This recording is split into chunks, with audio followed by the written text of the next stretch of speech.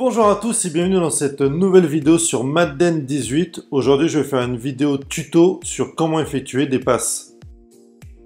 Pour cette vidéo tuto, on va aller directement dans l'Open Practice. C'est vraiment ce qu'il y a de plus simple pour vous montrer ce tutoriel sur les passes.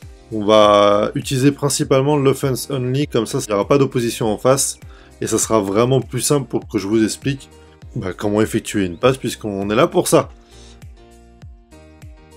Première chose, on doit choisir nos jeux comme dans les matchs. La seule différence, c'est l'absence de coach suggestion. Donc le plus simple, c'est d'aller dans la formation qui va vous permettre d'apprendre les cahiers de jeu. On appelle ça aussi les playbooks. Comme vous pouvez le voir, on retrouve toutes les formations de l'équipe. Il faut savoir que chaque équipe possède son propre cahier de jeu.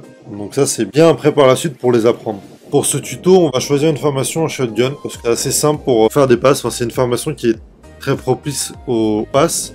Je vais faire du trips Y flex. PA wide receiver in. Donc in intérieur. Voilà, c'est un peu tout ce que. Enfin, wide receiver, in c'est pour intérieur. Dans un premier temps, maintenir la touche R2 qui laisse apparaître la formation choisie, comme on l'a vu avant sur le playbook. Et donc il y a tous les tracés des receveurs, et ils ont tous en fait au-dessus de ces joueurs l'icône de la manette. Donc moi je suis sur PlayStation, voilà, après c'est pareil sur Xbox, vous faites la différence. Ces icônes de ces boutons correspondent aux joueurs qui peuvent recevoir la balle. Par exemple le carré qui correspond à Allen. Si en gros on appuie sur carré, il fera une passe sur carré. J'ai dit aussi qu'il y avait d'autres informations à voir comme les tracés. Pourquoi est-ce que Allen est en rouge? C'est parce que en gros son jeu est prioritaire pour cette formation.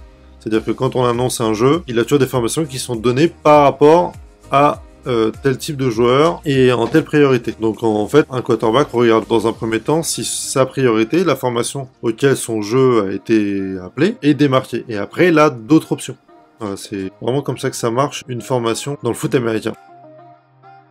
J'ai appelé en fait le snap. Donc là, le snap, je l'ai juste effectué en appuyant sur X, la balle, donc le centre, c'est le seul O-line qui peut toucher la balle. En appuyant sur X, on va effectuer en gros une passe en arrière vers son quarterback. Et ensuite, en appuyant, donc comme j'ai fait tout à l'heure, carré, on va effectuer une passe sur le carré.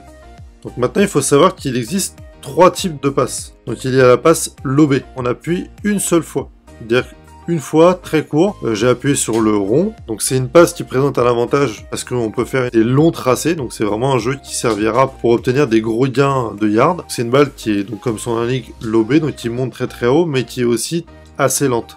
Il y a la passe rapide. Donc là sur le carré, j'appuie longtemps sur le carré. Ce qui va faire une bullet pass, donc c'est une passe rapide. Elle présente un avantage, c'est qu'elle va très vite vers sa cible. C'est plus avantageux pour des tracés courts. Et il y a en gros une troisième option, une passe intermédiaire. Là sur Tenoyette, je vais faire donc une touche passe, ça s'appelle. Il faut appuyer deux fois. Donc là c'était croix, donc j'ai appuyé deux fois sur croix. Deux fois rapidement sur croix. Donc là en fait il me fait une passe intermédiaire qui est la plus safe, la plus simple pour un receveur à réceptionner tout simplement. Il y a vraiment trois types de passes bien distincts.